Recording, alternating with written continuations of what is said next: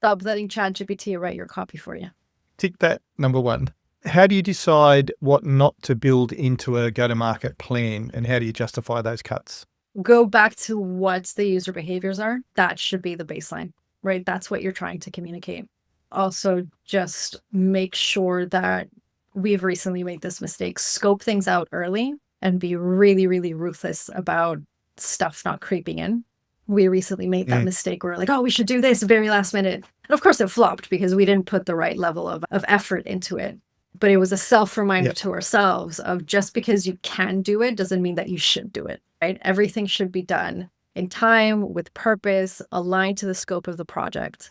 Everything else, great idea, save it for next time. Okay. That starting point that you keep coming back to as far as behaviors are concerned, it's really resonating with me. I've got to say, that's why I paused for a moment to just actually catch my thoughts. Next quick question for you. What's something you believe about product marketing that most product marketing managers wouldn't agree with, but they probably should?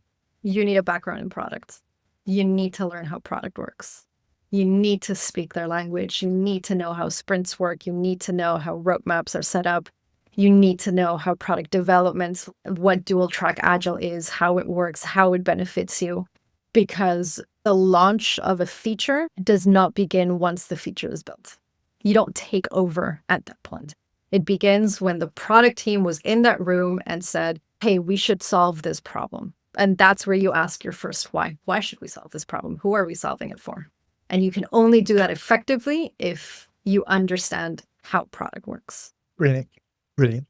And if you were building a product marketing manager's boot camp from scratch, what would day one look like? I think the first thing I would say is to build a path towards success is to explain what the different types of product marketing are, because they're very different depending on the maturity of the company, the go-to-market of the company, the business approach to the company.